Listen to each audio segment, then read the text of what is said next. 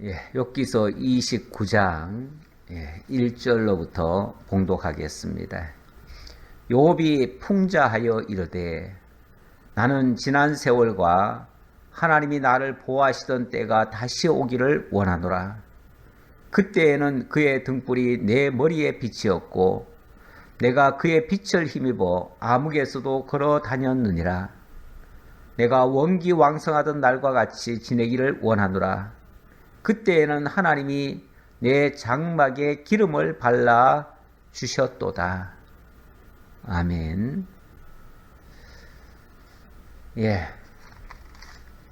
오늘 말씀은 욥이 지나온 삶을 돌이켜보면서 그동안 하나님이 어떻게 나와 함께 하셨는가를 생각해보고, 그리고 정말 그러한 삶이 계속 되어지기를 간절히 소망하는 그러한 장면이라고 볼 수 있습니다. 일단은 역사를 돌아보니까 역사에 대한 생각을 해볼 수가 있어서, 그래서 기독교 역사관은 어떠한가 라는 사실을 좀 오늘 29장을 통해서 생각해 보고자 합니다. 일단 29장 1절로부터 7절의 내용은 지난날을 반추하면서 하나님이 베풀어 주신 그 은혜의 섭리들을 해고하는 장면이 되겠습니다. 욥이 풍자하여 이르되 나는 지난 세월과 하나님이 나를 보호하시던 때가 다시 오기를 원하노라. 그때가 너무너무 좋았었다 그 말이죠. 잊을 수 없는 그 시절, 지금까지 살아온 시절이 너무나 값지고 소중하고 자랑스럽고 또 하나님 앞에 감사가 충만하고 정말 하나님의 은혜였음을 기억할 수 있는 것, 참 좋은 것입니다. 지나온 날에 돌이켜보면 후회가 막급하다. 왜 내가 그렇게 어리석은 일을 했던가? 왜 바보같이 살았는가? 어떤 가수의 노래 보면은 난 참 바보처럼 살았군요. 이런 얘기도 있죠. 대체적으로 과거에 대해서 아주 만족하다 이렇게 사는 사람이 좀 적을 것 같아요. 대체적으로는 참 힘들게 살았고 많이 아팠고 괴로웠고 한마디로 고통스러웠다. 그리로 다시 돌아가라고 하면 정말 돌아가고 싶지 않다. 혹시 이렇게 생각하는지도 모르겠습니다. 그런데 그 시절이 너무나 귀했고 정말 돌아갈 수만 있다면 그 시기로 다시 돌아가고 싶다. 좋았기 때문에 그런 거죠. 너무나 좋았기 때문에. 지나온 삶이 좋았다라고 긍정적으로 해석할 수 있는 것, 그것도 참 복입니다. 많은 사람들이 그렇지를 못한 경우도 있어요. 그때는 그의 등불이 내 머리에 빛이었고 내가 그의 빛을 힘입어서 암흑에서도 걸어 다녔느니라. 그의 등불이 내 머리에 빛이었다. 이 머리라고 하는 게 나의 모든 것을 다 컨트롤하는 부위가 아닙니까? 사실 이 머리의 지령을 따라서 내 몸이 움직이고 내 생각을 갖게 되고 내 모든 것이 이 머리의 지시에 의해서 움직이는데, 하나님이 내 머리에 등불이 되셔서 나에게 빛을 주셨다. 주의 말씀이 내 발의 등이요 내 길의 빛이니이다. 나의 생각과 머리부터 발끝까지, 발의 움직임 하나까지, 내 손발의 모든 움직임까지 다 지도하시고 또 헛디디지 않게끔 밝히 빛을 비춰주시고, 그러한 삶은 항상 성공적인 삶이죠. 우리가 무슨 일을 하는데 길이 쫙 열리고 빛이 쫙 비치고 그리고 머리에서부터 아주 명쾌한 생각을 가지고 확신을 가지고 그 길을 걸어갈 수 있다면 그거는 뭐 100% 성공적인 삶 아니겠어요? 욥의 젊은 시절 하나님이 욥과 함께 하시면서 욥에게 늘 그런 지혜를 주시고 또 밝은 등불처럼 성령의 감동이 있었고 그렇게 해서 어둠을 다니는 것이 아니라 비록 어둠 속이 있더라도 어두운 환경이 있더라도 그 속에서 마치 밝은 대로를 가듯이 그렇게 갔었다. 그렇게 살아왔었다. 데살로니가에 보면 종말의 때라도 너희는 빛의 자녀들이다. 빛의 자녀들은 어두움에 살지 않는다. 하나님이 빛을 비춰주시면 우리가 비록 세상은 어둡고 힘든 그런 역경이 기다리고 있지만 우리는 어둠 속에서 헤매는 자가 아니라 빛 가운데서 걸어가는 자들이에요. 빛의 자녀라고 하죠. 빛의 자녀. 빛의 자녀들은 항상 밝음을 향해서 갈 수가 있는 그러한 삶이 우리에게 약속된 우리가 주님 안에 있으면 빛의 자녀처럼 행하고 그렇게 살아갈 수가 있다고 사도 바울이 얘기를 했지요. 얘기를 했는데 어찌 보면 욥이 그러한 삶을 지금까지 살아왔었다 그 얘기예요.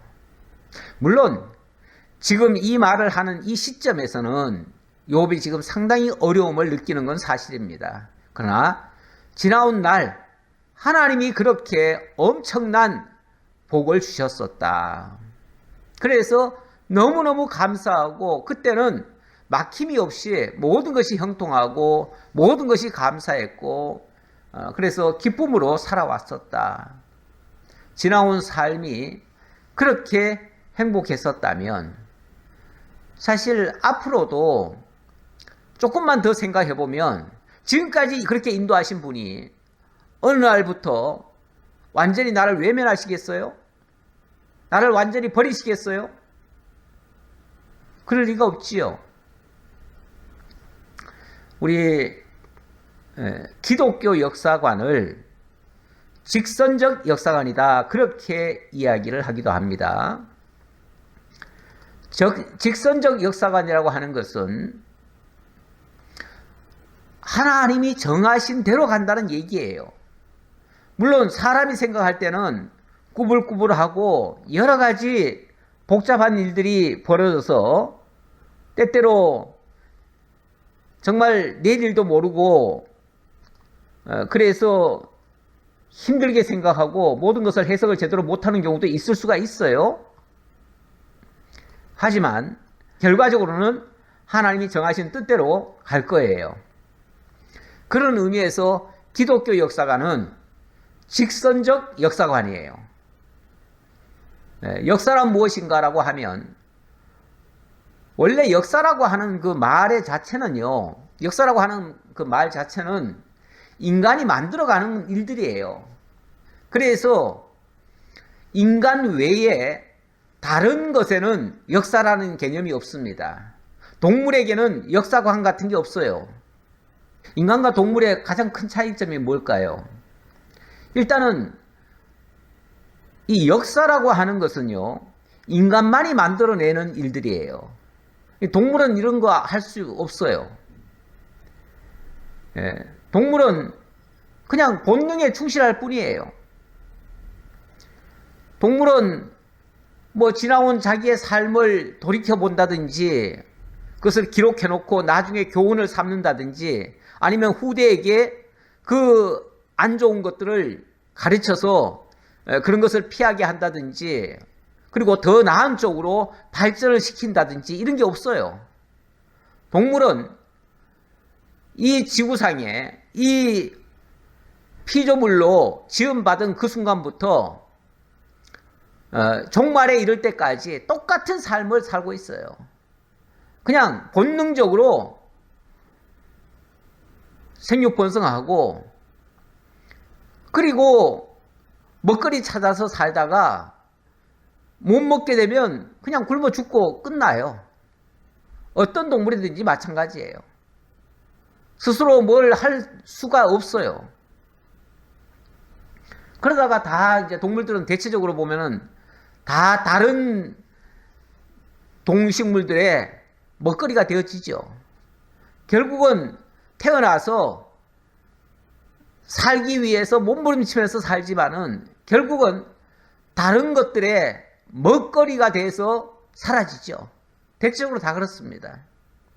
그게 더 높은 자리에서 더 많은 것을 차지하느냐, 아주 저 밑자락에서 작은 마이크로 세계에서 그렇게 살아가느냐, 그 차이뿐이지 똑같아요. 모든 동물은. 그래서 역사를 기록하거나 교훈을 하거나 이런 게 없어요. 그런데 인간은 역사를 만들어냅니다. 그리고 인간은 그 만들어낸 그 역사에 대해서 반출을 하면서 돌이켜보면서 되새김질도 하면서 더 나은 방향으로 발전을 시켜가요. 그래서 개선도 하고요. 잘못된 거 있으면 고쳐가고요. 또 역사에서 교훈을 받아서 한 발짝 더 진보해 나가는 그런 모습을 인간은 띠고 있어요. 그런 면에서 인간이 참 대단하다. 역사를 만들어갈 수 있으니까요. 그런데 이걸 또 역으로 생각해 보면 이 땅에 왜 태어났는지, 뭘 위해서 사는지, 어디로 가는지 목적도 없이 사는 사람, 이런 사람은 어찌 보면 생각 없이 사는 동물들과 다를 바 없는 그런 삶이죠. 동물의 삶이죠. 뭐 동물적인 삶, 동물적 감각으로 살아가는 삶, 본능에 충실한 삶. 예, 이런 사람들은 인간 속에서도 어찌 보면 그 역사를 창조하고 만들어내는 사람들에 의해서 짓밟히고 죽임당하고 이렇게 되는 경우가 많지요. 그러다가 이제 도태되는 경우도 많아요. 그러다 보니 그 역사를 알지 못하고 역사를 잊은 백성에게는 더 이상 미래가 보장되지 않는 그런 삶이 될 수도 있죠. 그래서 흔히들 역사를 잊으면 안 된다. 역사를 잊으면 결국은 허망한 인생이 될 수도 있다. 뭐 이런 식으로 이야기를 하기도 합니다. 자, 그런데 오늘 욥이 어찌 보면 지나온 날에 하나님의 섭리를 다시 한번 반추하면서 그것을 가지고 자신의 현재 상황에 비추어서 하나님의 은혜를 다시금 회상하고 그 은혜에 머물기를 간절히 바라는 그런 심정입니다. 오늘 찬송가 417장의 내용처럼 정말 하나님의 품 안에 있을 때 그때가 얼마나 평안했는지 그 삶을 반추하는 그러한 모습입니다. 이 반추라고 하는 말 제가 한번 적어봤어요. 원래 뭐 성경에는 반추라는 말은 없어요. 근데 성경에 이런 말씀이 있어요. 구약 성경에 구약 시대 때 보면은 하나님 앞에 제물을 드리는데 거룩한 제물, 정결한 제물. 그러니까 제물 중에 보면은 부정한 제물이 있고 정결한 제물이 있는데 정결한 제물이 뭐냐? 동물들로 따지면은 반추하는 동물이에요. 반추하는 동물이 뭐냐면 되새김질 하는 동물이에요. 굽이 갈라지고 쪽발이 갈라지고 되새김질 하는 동물, 대표적으로는 양과 소지요. 양과 소는 위가 4개나 됩니다. 4개. 제가 일부러 한번 찾아봤어요. 찾아봤더니 우리 인간은 원래 단위 동물입니다. 그러니까 위가 하나밖에 없는 동물이에요. 단위 동물인데 양은 4개의 위를 가지고 있어요. 4개의 위. 예. 그래서 1차적으로는 그냥 먹거리를 막 먹지요. 그래서 먹거리 막 그냥 입에다 막 집어넣는 거 보면 저거 동물 같다 이런 생각이 들 수도 있죠. 예. 그런데 소나 양들은요 그렇게 해도 괜찮아요. 왜냐하면 그렇게 먹어 놓고 밤 사이에 또는 쉬는 시간에 그 먹이통에서 다시 끄집어내 가지고 그것을 다시 곱씹습니다. 그래 가지고 다음 위장으로 넘겨줘요. 그러니까 제일 처음에 있는 위는 그냥 창고예요. 창고. 예. 외부에서 들어온 음식 창고 그 정도고, 거기는 위액도 없어요. 보니까 위액도 없고 그냥 창고처럼 넣어놓고 그 다음에 그것을 꺼내 가지고 씹어서 그 다음 위로 보낼 때 거기서 위액이 나오더라고요. 아마 2단계 3단계째인가 그럴 거예요. 거기서 위액이 나와요. 그래가지고 완전히 소화를 합니다. 소화가 아주 100% 소화가 되게 해가지고 정말로 정결하고 깨끗하게 음식이 소화되도록 하고 모든 몸에 영양소로 보급이 되도록 그렇게 만들더라고요. 아주 정말 과학적으로도 빈틈없도록 하나님이 그렇게 설계를 하시고 그렇게 만들어 놨어요. 이런 동물을 반추동물이라고 그래요. 반추동물. 이 반추동물을 뭐라고 그러냐면 정결하다 이렇게 얘기를 해요. 우리 인간은 비록 단위 동물이긴 하지만, 동물과로 얘기한다면 단위 동물이지만 인간에게는 하나님이 그것을 정결하다고 말씀하신 의도는 뭐냐면 우리에게 하나님의 말씀을 곱씹으라는 겁니다. 하나님이 하신 일들을 기억하라는 겁니다. 역사를 잊지 말라는 겁니다. 하나님이 우리에게 베풀으신 그 은혜의 역사들을 고이 간직하고 기억하고 늘 감사하고, 그리고 하나님께서 일러주신 그 방향으로 나아가는 것이 가장 선하고 아름답다는 것을 우리들에게 들려주시는 그런 교훈이 그 반추동물, 정결한 하나님 앞에 드려지는 그 제물을 통해서 우리에게 보여주는 거예요. 그래서 신약시대 때 보면은 베레아 교인은 데살로니카에 있는 교인보다 더 신사적이어서 말씀을 들으면은 그 말씀이 그러한가 하여 늘 상고했다고 그러죠. 하나님의 말씀을 확인하고 그리고 확실하게 깨달아서 믿어가는 일들, 그리고 그렇게 깨달았으면 그 말씀대로 살아가려고 하는 그것이 바로 이 반추하는 그런 힘이에요.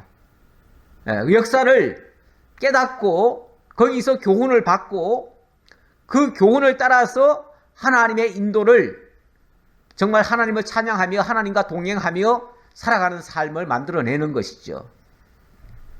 이런 것이 우리가 역사에 대한 올바른 자세입니다. 역사를 대하는 올바른 자세예요. 욥이 그렇게 섭리하신 그 하나님의 섭리들을 지금 다시 되새김질하면서 그때의 하나님의 은혜를 기억합니다. 그 은혜가 현재를 이겨낼 수 있는 힘이 되기도 합니다. 왜 욥이 그런 말 했잖아요. 굉장히 그 어려움을 갑자기 당했을 때에 욥의 아내가 와가지고 당신이 이래도 순전을 지키느뇨, 하나님을 저주하고 죽어라, 이런 말을 했었어요. 그럴 때에 욥이 뭐라고 표현했습니까? 참 당신은 어리석은 여자와 같다. 아니 하나님이 지금까지 우리에게 베풀어 주신 은혜가 얼마나 큰데 그 많은 은혜를 받고 이제는 더 이상 이제 받을 만큼 받았는데, 쉽게 말하면 더 이상 안 준다 하더라도 왜 그게 원망거리냐. 우리가 빈손으로 와서 이만큼 은혜를 받고 사는 것만 해도 감사하고 이제는 다 빼앗아 간다고 할지라도 남은 거는 감사할 것밖에 없는데 도대체 뭐가 불만이냐, 이런 얘기를 해요. 그렇죠. 우리가 하나님께로부터 받은 것만 생각하면요, 지금 현재 없는 것이 불만이 아니에요.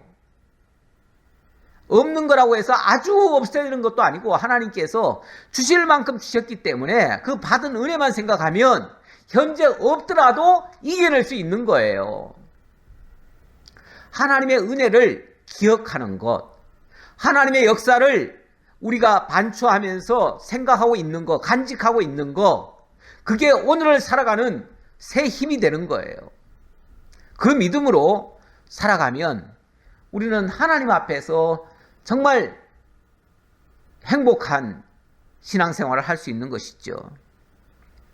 지금 욥이 그때를 생각하는 것은 그 은혜를 추억하고 그리고 오늘의 힘을 얻겠다는 것이지, 무슨 누구 말 맞다나 옛날이요, 옛날만 그리워서 하는 말이 아니에요. 물론 그때로 돌아갈 수만 있으면 돌아가면 더 좋지요. 더 좋지만 설령 그렇게 안 하더라도 원망할 일은 아니에요. 그리고 제가 아까 기독교 역사관은 직선적 역사관이라고 그랬죠. 이 세상의 모든 역사관은요, 나선식 역사관이에요. 예, 그 해겔의 역사관을 보면 나선식이라고 그래요. 정반합에 의해서, 이 정반합이 있죠. 기존에 옳다고 하는 것이 있는데 거기서 이건 잘못됐다 해가지고 반이 생기죠. 반. 그러니까 반. 그래서 정과 반이 어느 것이 절대적이지 않습니다. 세상에 어느 나라든지 보면은 여당이 있고 야당이 있잖아요. 여당이 옳습니까? 야당이 옳습니까? 예를 들어서 여당이 정의라고 한다면 야당은 반대를 주로 많이 놓잖아요. 그러면은 어느 게 옳은 겁니까? 어느 것도 절대적이지 않아요. 그러면 정과 반이 합해서 여기서 의견을 도출해 가지고 치열하게 싸우면서 하나의 결론을 만들어내요. 그 결론이 뭐냐면 합의예요. 그렇죠? 그런데 이때는 분명히 합인 줄 알고 합을 이뤘는데 얼마 지나놓고 보면 이것이 이제 합의됐으니까 이것이 이제 옳다 해가지고 이게 정이 돼요. 정이 되는데 여기에 또 반이 또 생깁니다. 그래서 이 반과 정이 다시 모이면은 또 치열하게 싸워가지고 또 합이 나옵니다. 이렇게 됐죠. 이렇게 되는 걸 뭐라고 그러냐면 이런 식으로 역사가 바뀌어져요. 이런 식으로 계속 이런 식이에요. 이런 식으로 가기 때문에 이거를 나선식이라고 그래요. 나선식. 이렇게 하면서 세상이 점차 더 좋아진다.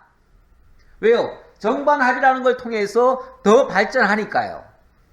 그래서 더 좋아진다 그러는데 우리 기독교 역사가는 이런 정반합의 원리가 아니라 직선적이에요. 직선적. 다시 말하면 하나님이 정하신 것이, 하나님이 이게 정이라고 하면 이 정이 끝까지 가는 거예요. 하나님이 정하신 대로 가는 거예요. 그냥.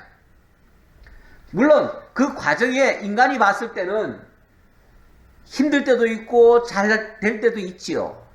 하지만 결론은 하나님이 정하신 대로 뜻대로 이루셔요.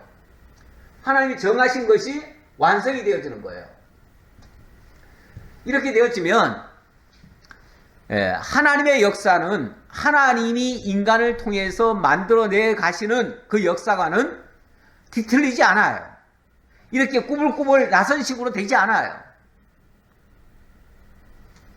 항상 결론은 하나님이 정하신 대로 가게 되어진다. 이게 기독교 역사관이에요. 이걸 아는 사람들은 그래서 설령 어려운 일이 발생하더라도 뜻은 결과적으로는 하나님의 뜻대로 된다. 그래서 절망하지 않아요. 왜냐하면 이렇게 하다 보면 이거 잘못되는 거 아니야? 왜냐하면 세상 것은 다 바뀔 수 있으니까요. 그래서 잘못되는 거 아니야 싶지만은 하나님의 결론은 항상 모든 것을 합력하여 선을 이루는, 궁극은 선으로 귀결될 거예요. 이게 기독교 역사관이에요. 욥은 이런 역사관을 가지고 있어요. 그 밑바탕 위에서 하는 말들이에요. 자, 4절입니다. 내가 원기왕성하던 날과 같이 지내기를 원하노라. 그때는 하나님이 내 장막에 기름을 발라주셨도다. 이 기름이라고 하는 것은 원래 항상 하나님의 그 복, 하나님의 복이 풍성함을 기름이라고 표현하지요. 헐몬의 이슬에 마치 기름이 흘러내리듯이 뭐 이런 표현도 있고, 하나님이 기름을 바르며 축복하는 뭐 그런 이야기들도 많이 있지요. 그래서 기름이라고 하는 것은 항상 하나님이 엄청난 복을 그동안 주셨다, 그런 의미입니다. 그때는 전능자가 아직도 나와 함께 계셨으며 나의 젊은이들이 나를 둘러 있었으며, 그때는 늘 하나님의 인도하심을 받았었다, 그 말이죠. 하나님의 인도하심, 늘 하나님이 일깨워 주시고 뭔가 깨달음을 주시고 늘 말씀에 대한 그 깨달음을 주셔서 그걸로 자기가 교훈을 하면 정말 그 교훈을 받는 젊은이들이 하나님의 은혜에 감격을 하고 기뻐하고 정말 이런 일들이 많았었다, 그 말이에요. 그때는 전능자가 아직도 나와 함께 계셨으며 나의 젊은이들이 나를 둘러 있었으며, 늘 젊은이들이 욥으로부터 교훈을 받기 위해서, 하나님의 말씀의 교훈을 받기 위해서 그렇게 모여 있었다, 그 말이죠. 젖으로 내 발자취를 씻으며 바위가 나를 위하여 기름신을 쏟아냈으며, 젖으로 내 발자취를 씻었다. 그러니까 늘 풍성한, 원래 젖이라고 하는 것도 우리가 그 젖과 꿀이 흐른다 이런 표현 하잖아요. 젖과 꿀이 흐른다. 그 젖이라고 하는 것도 풍요로움을 얘기하는 거죠. 그 욥의 집은 어쨌든 부유했고요, 하나님의 풍성함이 항상 있었어요. 그래서 모든 사람들에게 넉넉히 베풀고, 그러니까 젊은이들이 더 많이 모여들고 그들에게 또 많은 것을 베풀기도 하고 이렇게 살았어요. 거기다가 바위가 나를 위하여 기름신을 쏟아냈다 그랬는데, 이 바위에서 기름이 난다고 하는 것은요, 원래 그들이 뭐 예를 들어서 올리브 기름을 짠다 하면은 바위 위에 올려놓고 그것을 이렇게 굴려가면서 뭐 그러면서 거기서 바위에서 기름을 짜고 이러거든요. 이렇게 하기 때문에 아마 그런 의미로 이해할 수 있습니다. 그만큼 풍요롭게 넉넉하게 모든 것을 베풀며 이렇게 살았다, 그 말이죠. 그때는 내가 나가서 성문에 이르기도 하며 내 자리를 거리에 마련하기도 하였느니라. 거리에 마련했다는 말은 모든 사람들에게 막 베풀었다, 그 말이죠. 욥은 이렇게 베풀며 산 사람이었어요. 세상에 많은 부자들이 있습니다. 그런데 대체적으로 부자들이라고 해가지고 무조건 베푸는 삶을 사는 것은 아닙니다. 부자이면서도, 정말로 부자이면서도 그 돈을 아끼겠다고, 세금 덜 내겠다고 정부에서 혜택이란 혜택은 다 받고, 그리고도 세금을 더 줄여달라고 하고, 옛날부터 이 동양 쪽의 사람들은요, 장사를 하든 뭘 하든 어쨌든 세금을 덜 내려고 세금을 최대한 줄여서 신고하죠. 저도 옛날에 어느 이제 가게에서 일을 했는데, 그 세금 신고할 때면은 제가 이제 격리를 제가 보기도 했었어요. 그런데 세금 신고할 때면은 최대한 세금을 덜 내게 하기 위해서 뭐 솔직히 서류를 좀 덜 적기도 하죠. 그러니까 매출을 많이 줄이죠. 많이 줄여요. 그렇게 해야 이득이 조금 더 남으니까요. 누구든지 다 그렇습니다. 가만히 보면은 장사하시는 분들은 최대한 세금을 덜 내려고 했어요. 그런데 이제 저 서양 쪽에 정말 기독교 사상이 들어간 그런 기업가들 있잖아요. 그런 기업가들은 왜 정부가 세금을, 부자들한테 왜 세금을 더 깎아주냐. 사실 우리나라만 해도 부자들에게는 받는 세금이 훨씬 쌉니다. 이 가난한 서민들, 소위 말해서 우리나라에 세금 제일 많이 내는 사람들은 누구냐 하면은 월급쟁이들이에요. 월급쟁이들은요, 월급에서 따박따박 그 세금을 다 받아갑니다. 그런데 대기업들은 굉장히 세금이 싸요. 그들은 세금만 싼 게 아니라 모든 혜택을 다 받아요. 예를 들면 전기세도 일반 서민들한테는 누진세 같은 것도 받아요. 가정용은 다 누진세가 있어가지고 조금만 많이 쓰면은 엄청나게 세금이 막 배로 나와요. 그런데 대기업들은 그 산업 장려 정책으로 인해 가지고 전기세가 엄청 쌉니다. 일반 서민들보다 훨씬 더 싸요. 그렇죠. 또 뭐 예를 들면 카드 할인 공제도 보면은 대기업일수록 예를 들어서 구멍가게에서 카드 처리하는 거와 일반 식당에서 카드 처리하는 거와 저기 큰 백화점에서 카드 처리하는 거는요, 그 세율이 달라요. 그래서 백화점은 혜택을 많이 받습니다. 근데 일반 조그만 영세업체들은요, 그 카드 값으로 나가는, 카드로 세가 나가는 게 엄청 많아요. 그래가지고 부자일수록 혜택을 더 많이 받는 이런 구조예요. 그런데 저 서양의 기독교 정신이 들어간 사람들은 오히려 정부가 어떻게 해서든지 경제를 살리려고 기업들한테 혜택을 자꾸 주면은 뭐라고 그러냐면은, 왜 부자들한테 세금을 덜 받으려고 그러냐, 오히려 더 받아라 하면서 자기네들이 더 적극적으로 내요. 그래서 서양에는 대체적으로 보면은 세금이 어마어마하게 많이 붙습니다. 일반인들보다 훨씬 더 많이 받아요. 예.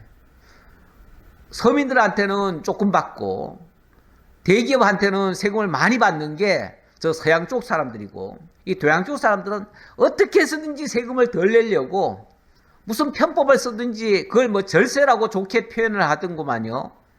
절세를 자꾸 하려고 하는데 일부러 절세를 안 하는 경우도 있습니다.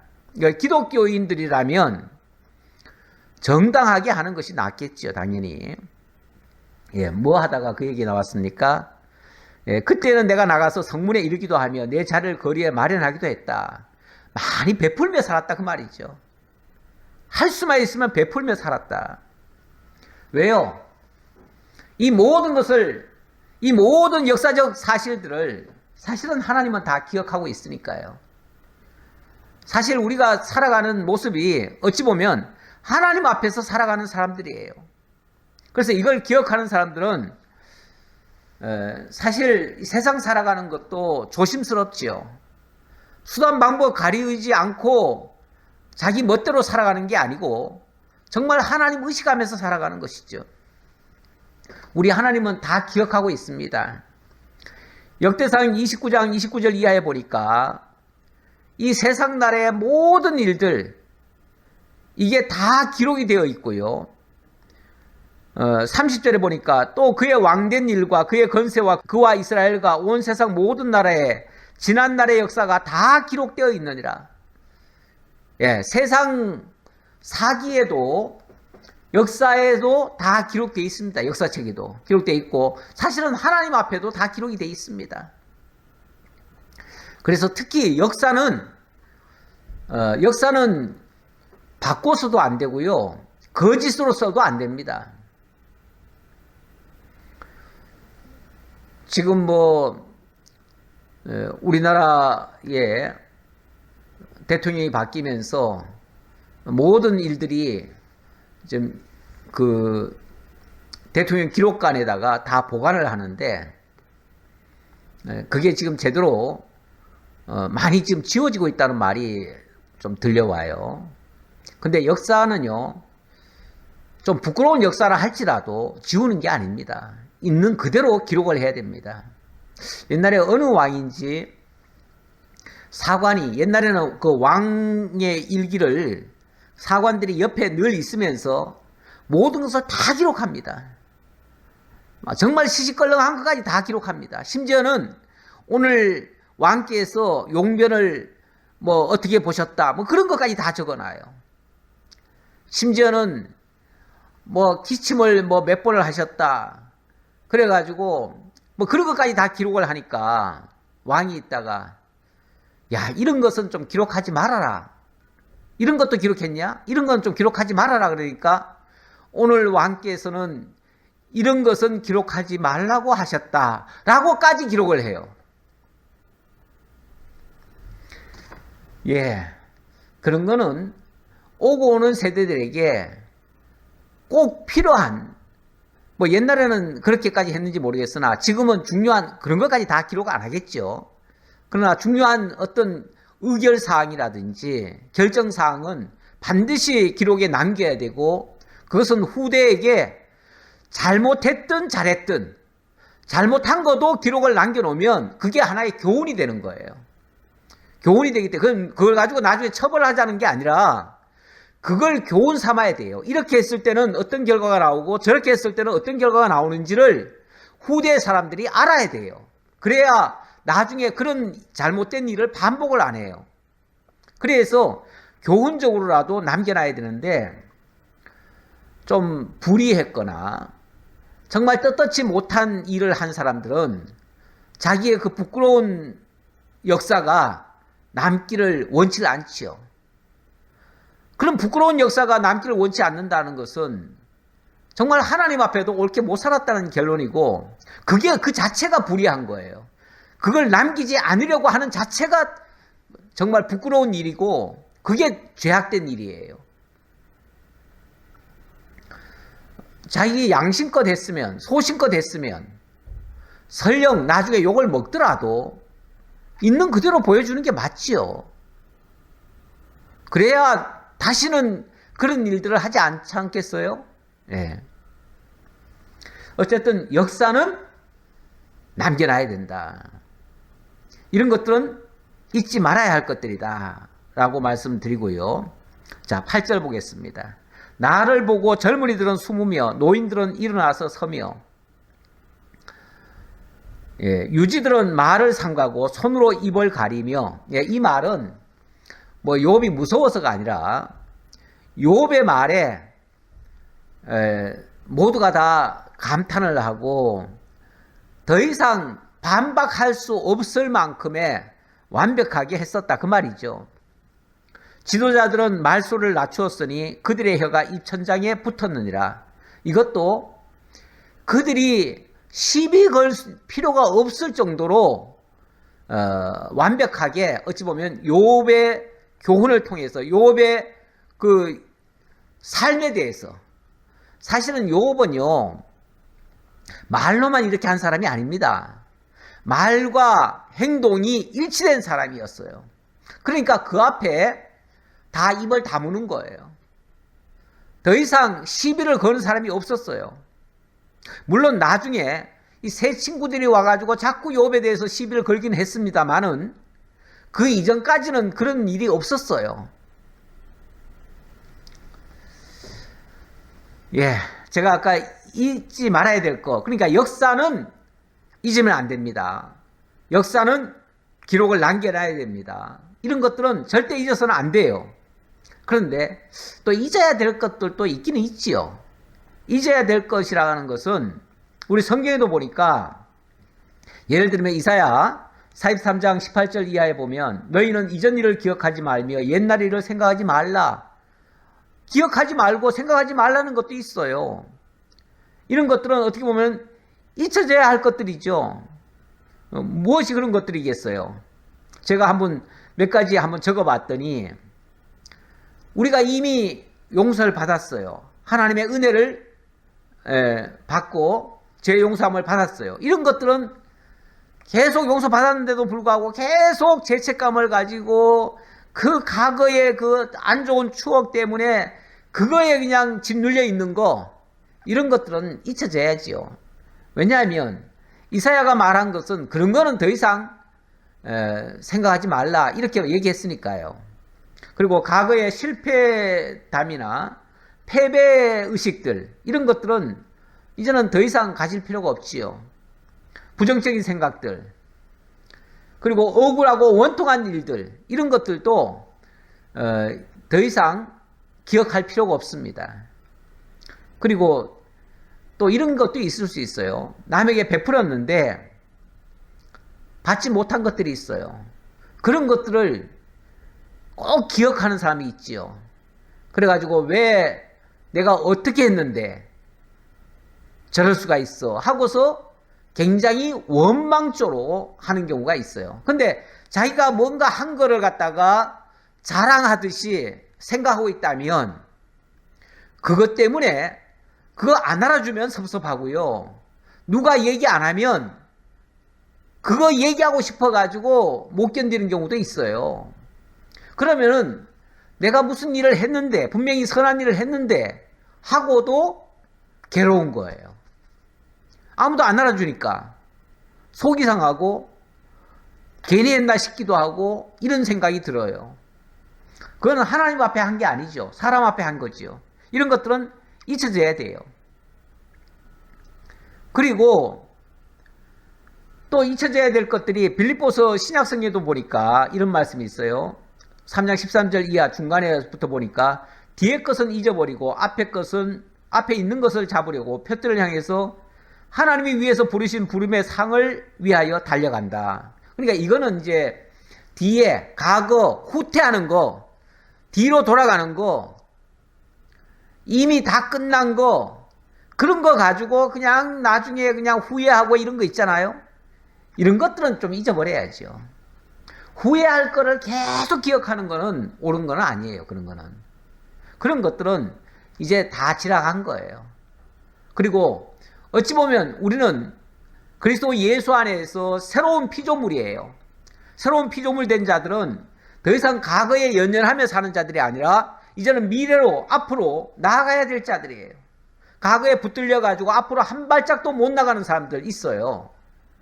예. 과거에 악한 것에 그냥 매여 가지고 좀 앞으로 나아가면 될 걸 뭐하러 옛날 거 뒤돌아갈 거 자꾸 그런 것만 봅니까? 후회하는 거 그런 것만 봅니까? 히브리서에서도 보니까 10장 39절 보니까 우리는 뒤로 물러가 멸망할 자가 아니요 오직 영혼을 구원함에 이르는 믿음을 가진 자다. 그리고 우리가 뒤로 물러가면 하나님이 기뻐하지 않으신다. 히브리서 10장 38절에 보면 그렇게 돼 있어요. 하나님은 우리가 뒤로 물러가는 것을 좋아하지 않으셔요. 앞으로 나아가야지 왜 뒤로 물러갑니까? 뒤로 물러가는 것은 옛사람으로 되돌아가는 거나 똑같아요. 개가 토하였던 것을 다시 먹는다는 것은 좋지 않잖아요. 그걸 유다서가 책망하고 있잖아요. 우리가 과거 그리스도 예수 안에서 새 사람이 됐는데 옛사람의 일을 잊지 않고 그걸 따라서 계속 간다면 잘못된 거 아니겠어요? 자, 11절 보겠습니다. 귀가 들은 즉 나를 축복하고 눈이 본 즉 나를 증언하였나니 이는 부르짖는 빈민과 도와줄 자 없는 고아를 내가 건졌습니다.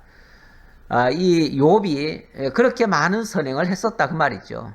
망하게 된 자도 나를 위하여 복을 빌었으며 과부의 마음이 나로 말미암아 기뻐 노래하였느니라. 그러니까 예를 들어서 사업에 망하고 또 굉장히 고통 속에 빠진 그런 자들을 위해서 이 욥이 정말 곳간을 열어서 그들을 돕고 이런 일을 했었다 그 말이에요. 예, 이런 일을 한 것이 참 의로운 일이고 옳은 일이죠. 자, 그래서 14절에 보니까 욥은 의로운 일을 위해서 그동안 살아왔었다. 하나님의 의를 실천하며 살아왔다. 이런 얘기를 합니다. 어찌 보면 꼭 자랑하는 말 같기도 한데 그건 자랑 삼아 하는 말 같지는 않아요. 예. 과거를 추억하면서 하는 말이에요.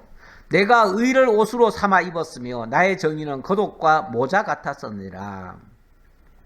나는 맹인의 눈도 되고 다리 저는 사람의 발도 되고 빈궁한 자의 아버지도 되며 내가 모르는 사람의 송사를 돌보아 주었으며 예, 약하고 어리고 스스로 자립할 수 없는 자들의 손을 붙들어줘서 그들의 아버지도 되어주고 그들의 남편 같은 역할도 해주고 과부에게는 남편 같은 역할, 고아에게는 아버지 같은 역할, 맹인에게는 지팡이 같은 역할, 다리 저는 자에게는 그의 발이 되어주는 일, 이런 일을 위해서 힘을 써줬다. 그러면서 동시에 불의한 자의 특별을 부수고 노획한 물건을 그 이세에서 빼내었느니라. 이거는 정말로 악한 자가 있으면 그들은 가만 안 놔뒀다 그 말이죠. 그래서 그들이 못된 짓 못하도록 그것을 가로막고, 만약에 누구 것을 훔치거나 뭐 하는 거 있으면은 빼앗아다가 원주인에게 돌려주고 이런 일도 했다 그 말이죠. 참 이런 것은 선한 일이고 이것은 정말 본받아 마땅한 일입니다. 저는 최근에 한 다큐를 뭐 다 본 건 아니고요. 방송에 이렇게 소개된 거를 좀 봤는데요. 어른 김장하라고 하는 다큐가 방영이 됐다고 그래요. TV에서는 방영이 안 됐는데 아마 넷플릭스에서 방영이 된 것 같습니다. 혹시 기회가 되시면 한번 봤으면 좋겠습니다. 거기 보니까 굉장히 훌륭한 이야기가 많이 나와요. 이분은 한약방을 60년간 하신 분인데 뭐 중학교 나오셔서 그때부터 한약방에 취직했다가 그 다음에 자기가 한약방을 해가지고 굉장히 성실하게 하고 정직하게 하고 또 이렇게 했더니 환자가 뭐 어마어마하게 많이 모여들었던가 봐요. 그래서 거기서 번 돈을 가지고 자기를 위해서는 하나도 안 썼더라고요. 자기는 일평생 자동차도 굴리지 않았어요. 그러면서 자전거 타고 다니면서 그렇게 하면서 그 모은 돈을 가지고 전 재산을 다 학교를 하나 세워가지고 100억대 이상 학교를 세워가지고 그 학교를, 고등학교를 정부에다가 다 공립으로 넘겨줬어요.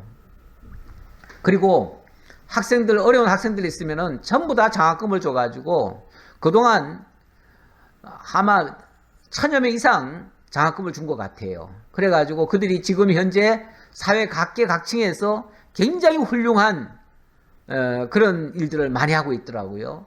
근데 그 정신을 그대로 받았어요. 근데 이분이 그렇게 하면서도 지금까지 공식적으로 기자들 만나가지고 기자회견 한 번 안 했어요.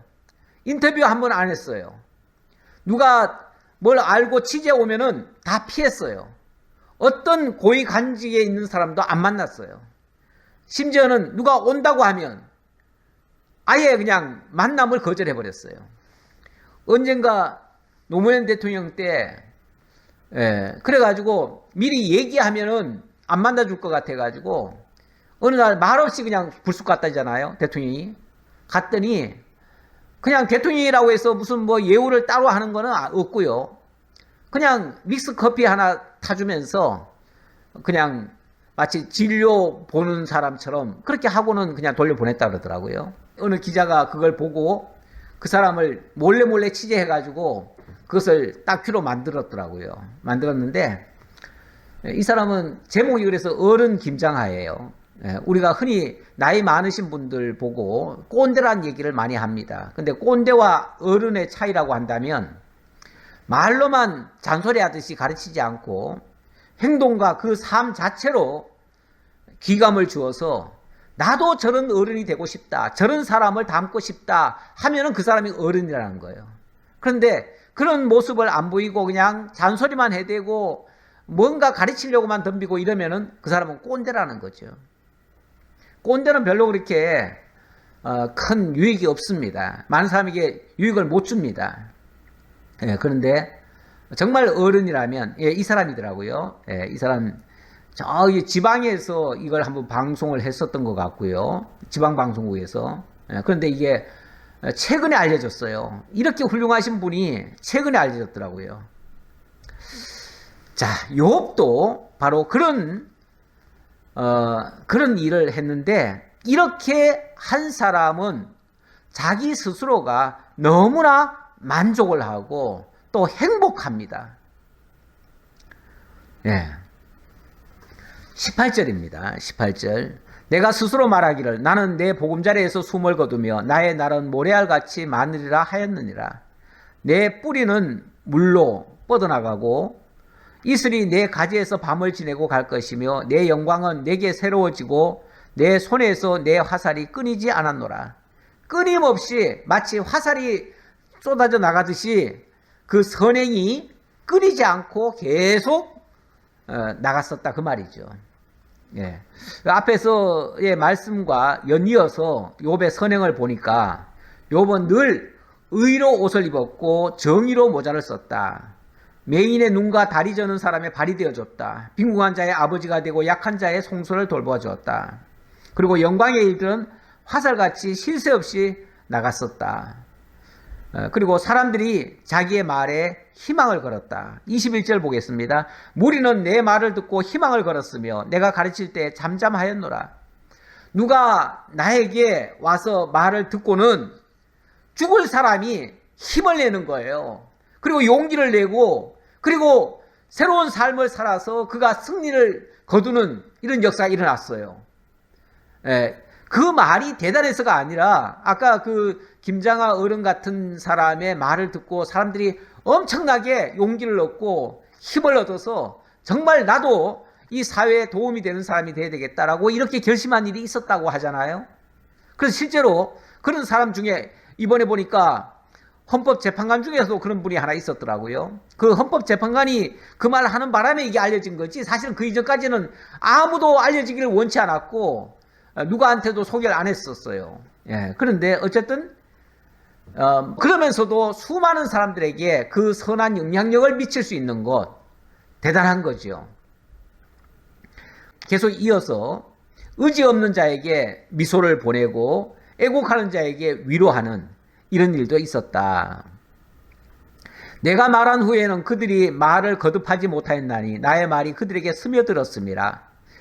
내가 무슨 말을 했는데 그 사람에게 스며들 정도로 그건 다 받아들였다 그 말이죠. 사람이 내가 말을 했는데 말을 하다 보면 그런 게 있어요. 누구하고 대화를 하는데 꼭 뭐 옛날 어른들이 그런 얘기 하더라고요. 무슨 벽에다 대고 얘기하는 것 같다고. 말이 안 통하는 거예요. 그냥 탕탕 튀기만 하고 받아들이질 않아요. 이런 경우도 많잖아요. 그런데 내가 한 말이 그냥 스폰지처럼 쫙쫙 받아들여요. 정말 이런 사람도 있잖아요. 그러니까 우리가 그 정말 선한 말, 좋은 말, 유익되는 말, 덕이 되는 말 그런 말을 은쟁반의 옥구슬 같은 말이라고 하지요. 성경이 그렇게 표현하지요. 정말 지혜로운 말, 정말 살리는 말, 말도 죽이는 말도 있습니다. 어떤 사람들은 어디 갔다 와가지고 그냥 바로 죽는 경우도 있어요. 너무 충격적인 말을 들어가지고. 특히 그 재판 받고 왔거나 아니면 검찰 조사 한번 받고 와가지고 그냥 죽는 사람 있잖아요. 가가지고 막 절망스러운 얘기를 듣는 거예요. 그러면 사람이 죽는 거예요. 그러나 어떤 곧 죽을 것 같은 사람에게도 어떤 말씀을 해줌으로써 그 말씀 때문에 다시 힘을 얻고 살아야 되겠다고 하는 용기 그리고 할 수 있다고 하는 그 의지가 생겨난다면 그 사람 살리는 거 아닙니까? 욥의 말을 듣고 많은 사람들이 그렇게 살아났었다 그 말이죠. 그들은 봄을 기다리듯 나를 기다렸으며 봄비를 맞이하듯 입을 벌렸느니라. 예. 그들이 의지 없을 때에 내가 미소하면 그들이 나의 얼굴빛을 무색하게 아니하였느니라. 예. 정말 봄비 기다리듯이 자기를 기다렸다. 예. 어떤 사람들은 누가 올까봐 그냥 겁나는 사람도 있죠. 예. 누구 만날까봐 겁나고 오늘도 누구 만나려고 하는데 그냥 먼저 막 머리부터 아파와요. 왜? 저 사람 들으면 또 잔소리 너 늘어놓을 것 같고 이러면은 얼마나 골치 아프겠어요? 그런 사람도 있을 수 있어요. 그런데 어떤 사람은 막 만나기 전부터 막 기대가 많아요. 기대 만발이에요. 그래가지고 만나면은 정말 또 듣고 싶고 한 말이라도 더 듣고 싶어가지고 시간을 재는 게 아니라 오히려 시간이 빨리 갈까봐 그냥 겁이 나는 거예요. 한 시간도 더 있고 싶고 더 얘기 듣고 싶고 이런 사람 얼마나 귀한 사람입니까? 내가 그들의 길을 택하여 주고 으뜸 되는 자리에 앉았나니 왕이 군대 중에 있는 것과도 같았고 애곡하는 자를 위로하는 사람과도 같았느니라. 예. 근데 욥은 그 애곡하는 자까지 위로하는 그리고 의지 없는 자에게 미소를 보내는 그렇잖아요. 사람이 막 고통스럽고 어려운 일을 당하고 절망하고 있는데 어떤 사람이 정말 옆에 있어주면 든든해지는 마치 아빠의 미소 같은 대견스럽게 쳐다보면서 정말 미소를 날려주는 그런 것도 대단하잖아요. 이런 사람이 진짜 어른이죠. 욥이 바로 그런 사람의 모습을 띠고 있었다라는 내용이에요. 이건 자화자찬이 아니라 우리 인간이 우리가 역사를 써 내려가는 사람들이 어찌 보면 우리다. 왜냐하면 인간이 하는 모든 일들이 역사니까요. 그럼 우리가 하나님 앞에서 올바른 역사를 지금 써 내려가는데 선한 역사를 쓸 수도 있고 악한 역사를 쓸 수도 있죠. 근데 욥이 그 선한 역사를 지금까지 써 내려왔다 그 말이죠. 그런 역사관을 자기가 경험한 그런 일들을 얘기하는 거예요. 자, 오늘 말씀 결론적으로 3장 7절, 빌립보서 3장 7절의 말씀을 제가 가져왔습니다. 그러나 무엇이든지 내게 유익하던 것을 내가 그리스도를 위하여 다 해로 여길 뿐더러 또한 모든 것을 해로 여기면 내 주 그리스도 예수를 아는 지식이 너무 가장 고상하기 때문이라. 사도 바울의 고백인데요. 사도 바울은 과거 예수를 만나기 전과 예수 만난 이후의 삶을 이렇게 극명하게 나누어서 설명하고 있습니다. 과거에는 자기 잘난 맛에 살았어요. 자기가 대단한 줄 알았어요. 그래서 자기 하고 싶은 대로 다 하면서 잘했다고 생각을 했어요. 그런데 예수 만나고 난 다음에 자기가 그동안 자랑하던 모든 것들을 배설물처럼 다 버렸어요. 자기의 역사 속에서 어찌 보면 부끄러운 역사가 됐어요. 그런 것들은 이제 다 잊어버려야 되고 과거에 다 흘려버려야 될 일들이에요. 아까 잊어버려야 될 것도 있고 또 영원히 기억해야 될 것도 있다고 그랬잖아요. 옳은 것은 기억해야 될 것이고 잘못된 것은 다 잊혀져야지요. 그리스도 예수 아는 지식이 너무 고상하기 때문에 그를 위하여 모든 것을 잃어버리고 배설물로 여기면 그리스도를 얻고 그 안에서 발견되려 함이니 내가 가진 의는 율법에서 난 것이 아니요 오직 그리스도를 믿음으로 말미암은 것이니 곧 믿음으로 하나님께로부터 난 의라. 그러면서 자기는 더 이상 과거의 것은 자랑하지 않겠다. 이제 그리스도 예수 안에서 새롭게 된 피조물로서 이룬 그 역사만을 자랑하겠다. 뭐 이런 얘기예요. 그러면서 이제 내가 자랑할 것은 그리스도 예수께서 하신 일, 그리스도의 십자가 그것만 자랑하겠다. 그 십자가에 원수되는 일은 하지 않겠다. 뭐 이런 결심을 가지고 말씀을 드렸습니다. 오늘 기독교 역사관 다시 한번 생각해 보면서 욥의 삶을 통해서 진정한 올바른 삶이 어떤 것인가를 다시 한번 생각해 보았습니다. 기도하겠습니다. 감사합니다. 하나님이 우리와 함께 하심으로 죄와 사망 가운데 죽었던 저들을 하나님이 구원하셔서 그리스도 예수의 사람으로 바꿔주시고 이제는 옛사람의 것은 다 배설물처럼 버리고 그리스도 예수 안에서 하늘에 속한 소망을 가지고 모든 사람들에게 유익을 주는 그러한 삶 살아갈 수 있도록 인도해 주셔서 감사합니다. 이제 그리스도 예수만 자랑하고 십자가만 자랑하며 그리스도께서 이루신 그 역사를 찬양하는 저희의 삶이 되도록 인도해 주옵소서. 모든 걸 감사드렸고 예수님 이름으로 기도하옵나이다. 아멘.